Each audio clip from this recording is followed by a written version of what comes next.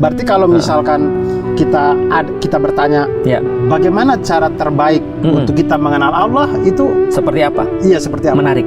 Maka kita harus tahu bahwasanya Allah itu punya hamba yang paling tinggi adalah Rasulullah Muhammad. Nah, pertanyaannya kita adalah bagaimana Rasulullah mengenal Allah? Nah, kita harus lihat pada ayat yang pertama turun. Ayat yang pertama turun adalah Iqra. Bismi rabbikal ladzi khalaq. Yang menarik, Mas, yang nurunin ayat itu siapa, Mas? Tentu saja Allah. Tapi ada nama Allah nggak di situ? Iqra bismi rabbikal ladzi khalaq. Rob ada robnya. Tapi nggak ada Allah kan? Nggak ada Allah ya. Iqra bismi rabbikal ladzi khalaq. Iqra dengan nama Tuhanmu yang menciptakan. Bahkan Allah itu tidak langsung untuk membebankan hamba-hambanya untuk mengenal namanya dia itu Allah. Seolah-olah gini, Mas, kalau bahasaku gini, Mas pernah datang ke toko nggak sih, Mas?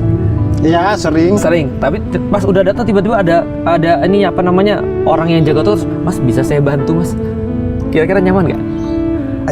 Kurang sih. Kurang nyaman. Kenapa kurang nyaman? Karena kita harus punya komitmen. Kita kayak harus beli, kita harus dipandu-pandu, padahal kita baru mau lihat-lihat. Betul. Iya. Itulah mengenal Allah juga sama. Di dalam ayat pertama yang Allah kirimkan kepada Rasulullah, seolah-olah kita nggak ada komitmen dengan Allah. Iqra bismi rabbikal ladzi khalaq. Iqra ini nanti kita akan bahas lebih dalam. Tapi Iqra bismi rabbikal ladzi khalaq, bacalah dengan nama Tuhanmu. Tuhanmu yang telah menciptakan. Allah tidak membebankan apapun pada kita.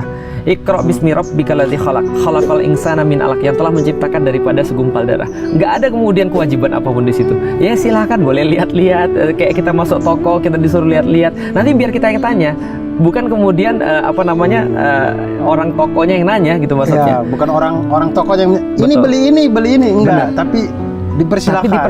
Silakan. Berarti di ayat pertama Allah turunkan, Allah tidak memperkenalkan dirinya dengan nama Allah, tapi mempersilakan manusia untuk berpikir. Iqra artinya adalah qara'a yaqra'u qira'atan, artinya membaca.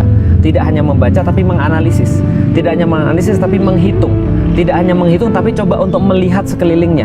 Jadi benar-benar mengamati. Ini adalah Iqra. Jadi Iqra itu bukan hanya membaca, tapi coba lihatlah, pikirlah, coba hitunglah, coba telaah, analisislah. Dan ini penting banget. Maka kalau ditanya tadi, bagaimana cara mengenal Allah? Gunakan akal, maka semua itu akan jadi tanda.